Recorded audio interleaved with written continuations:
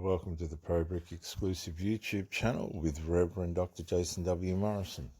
I don't practice as a minister anymore, but let's see what we can learn about suicide, something that I spent a lot of time dealing with as a minister. Hi, parents. So this one's a rough one, and unfortunately, this is something that I talk with parents a lot about, is whether or not threats of suicide are a cry for help, a cry for attention, or something that you need to take action on. Is it the real deal? So which is it? And the answer to, is it a cry for help? Is it a cry for attention? Or is it a cry for a need for a deeper level of safety? The answer is yes. It's all of them always. And unfortunately, I have had the opportunity to work with parents who have lost their children to suicide. It's not something you get over. I say that. And so have I, and it is not something that you get over, the loss of a child, because your children aren't supposed to die before you do. But a lot of this can be circumstantial. An ex-girlfriend of mine's friend, his brother, they found him hanging in the backyard from a tree, but he had threatened suicide, and I believe he was on, I think he was on some kind of drug. But a lot of these people do commit suicide through drugs, alcohol. They become self-sympathetic, and the whole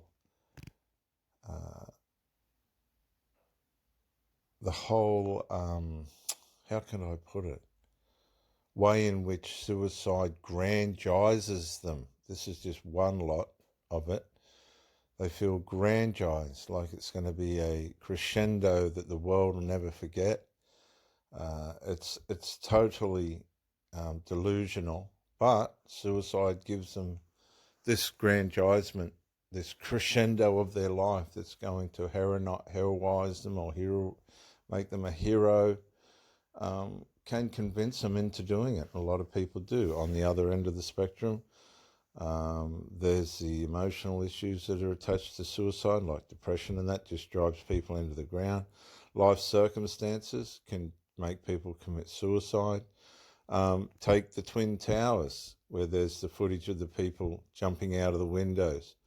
Life circumstances can cause you to commit suicide. There's so many different reasons for suicide, but watch this, because it's going to show you how to deal with your people should this arise in a very unstressful way.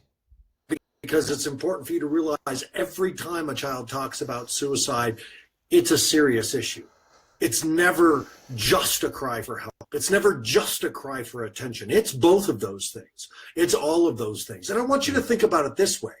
If life is so bad that your child feels that there's nothing worth living for, or that it's never going to get any better than it is, then we have a problem.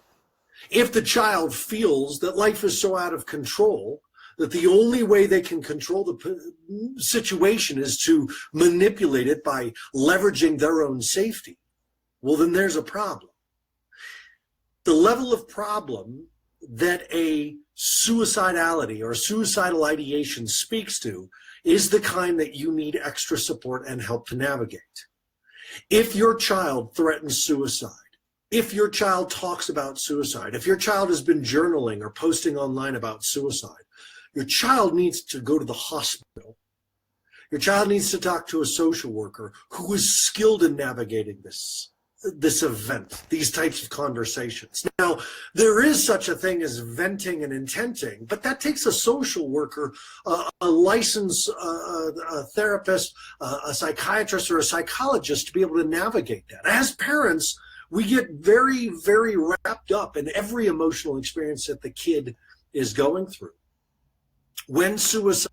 This is amazing. It's so simple, but straight to the point. Because you'll see these parents scurrying around, controlled by these people that have tried to commit suicide, but really It was just a fucking, in a lot of it, it's a cry for an illegitimate way of getting extra attention. Usually, if somebody's going to commit suicide and they're fair income about it, they'll pull it off.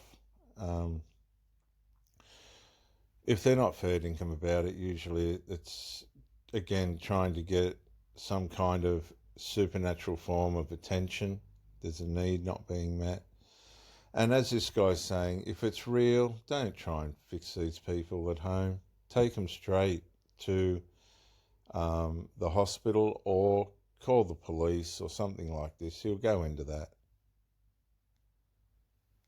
See, the reason for this is, and this is where a lot of you mothers and fathers stuff things up. If you are not addressing these issues the right way, number one, you could be turning your child into an emotional vampire that just bungs on manipulative acts to get extra attention. On the other hand, if you wake up one morning and they actually have committed suicide, then you're going to feel accountable for the rest of your life. Because obviously your intervention was not good enough. Don't put yourself in that situation. Let the professionals deal with these people. They're obviously troubled to some extent. That's not to be a criticism of them, but too many parents are trying to be professional therapists and they're just too close to the person. There is an element of maternal support, of course, and nurturing, but suicide's not something you mess around with. Suicide is put on the table as an option. And right now, in this day and age with this generation, suicidality seems to be an option. There seems to be it's on their field of choices of something that you can do to. I'll tell you, I could count at least 10 people in my ministry career that stood at the top of the skillion here at Terrigal on the Central Coast and threatened to jump. The police are constantly going out to these places, talking people back. You do get the odd one that'll go over, and I don't take that lightly, but the majority have deep-seated emotional problems that need professional help. That help is not being addressed at home. Too many people think, these adults think that they have all the answers to everything in their children's lives. Well, let me just say to you, if you did, they wouldn't be in the state they're in the first place. You've got to allow the professional people to deal with these people. And another thing is, if it is manipulative and the professionals come in, they'll soon stop the manipulation and everyone will be able to get on with their lives. Either get your way or to either solve the problem. Both of those are bad. Both of those are speaking to something going on at a much deeper level than just being a manipulative child. If a child is leveraging suicide to manipulate the situation, there is dysfunctional thinking going on. They need therapy and they need immediate support. If your child threatens suicide, call 911. Do not hesitate. Do not second guess. Get help immediately. Because what I know... That's 100% true. You've got these parents dilly-dallying around. And some of these idiots, and that's what I'm going to call them, they really need to stop and look at themselves, some of these parents. They'll supply them alcohol, they'll supply them drugs. The next minute they wake up. And don't underestimate, don't think I don't know about suicide. Back in my younger days with the bikers and that, we suffered stress in that. I had a 3.65 French military rifle with the barrel in my mouth. I was going to blow my head off into the corner of the bedroom. I wanted it to look spectacular. This happened several times. Reason being, I ended up, when I left school, opening cows' stomachs, and I couldn't work out how I ended up there. It was, you talk about demoralised. Some of you people wouldn't know what demoralised is. Try emptying the shit out of cows' stomachs for a living. for 2 years. Yeah, there was several times there where I had the gun loaded. It was in my mouth. God knows this.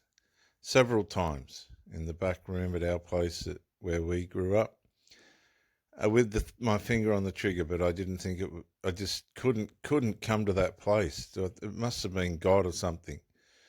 I know what suicide the thoughts of suicide, the taste, the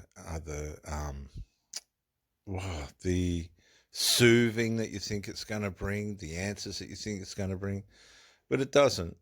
It's just going to bring sorrow and heartache for the people that love you, and they're gone now. So what's it really do? It just leaves a generational scar. It just leaves a generational defeat on the whole name of your family. Don't dishonor your family by thinking that that's the answer, and don't dishonor your family's authority by thinking as a parent you have the answer.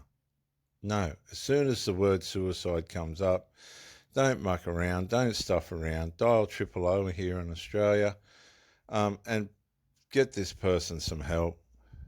It's much better to overreact than underreact, because suicide is not something you get over. Suicide is something that you have to learn how to live with for the rest of your life. And we all know that the person who I'm sorry, I really don't.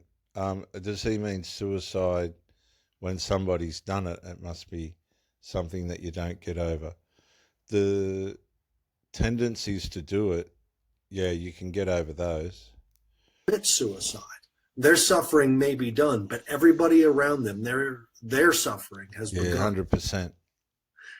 If the social worker or the therapist decides that it's venting, that they're just venting, they're having a stressful time, so they're talking about it, and then maybe a hospital trip isn't necessary, but therapy is. When our brains... See, this is interesting. You've got a lot of these parents, they're meandering and shuffling around for these children and adult children. Children know how to play it.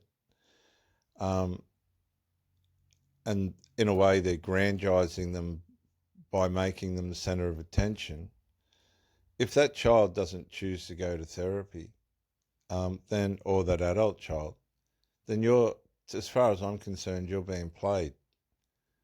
That's just a simple, basic idea behind it. If that child is refusing, or adult child, to get help, you're being played, 100% being played. Entertain the idea of suicide as a solution, as an ideal experience beyond what is going on. See, suicide, once it gets into your mind, it's not just an idea, it's a whole world of feelings and euphoria. Suicide, to me, had a sense of euphoria. I mean, if you're sitting there with a .365 French military rifle in your mouth, loaded with your finger on the trigger, there's a thrill that comes with that. There's such a self-sympathetic sorrow for yourself that this is such a glorious way in which you can end, and it's like all these different euphoric, heroic, twisted ideas of how much of a hero you're going to be and how celebrated you're going to be. Suicide's got an incredible influence that comes with it, and you start to tear up, and you know, it's so selfish. There's such a selfish element to it. It's demonic. It's absolutely and completely demonic. And then this is how it gets you, because it goes beyond your thinking. And in some cases, I believe you'll hear people say, I don't know why I did it. I was something told me to do it, when for other crimes and things. Well, with suicide, you're not going to hear the people tell you that, but in some cases, they'll have all this euphoria pouring over them, leading up to it, and just before they do it. And I believe in some cases the voices they're starting to hear and the celebration in their mind and the grandizement of their memory is not their, I believe in some cases it's not their voice, it's demonic voices that actually push them over the edge in the end. Then we really need to have our thoughts checked into. We need to have our emotions checked into, and this all both needs to be done by a therapist, a licensed professional. Those aren't fun answers, I know. If your child struggles with suicidal ideation, you can call Fire Mountain 303-443-3343. I suggest you call 000. The police are there to help. See, this is the other side of the police. People think the police are there just to go around arresting. No, people go around picking up the dead bodies. People go around, the police go around picking up, organising investigating all these people that are committing suicide, and,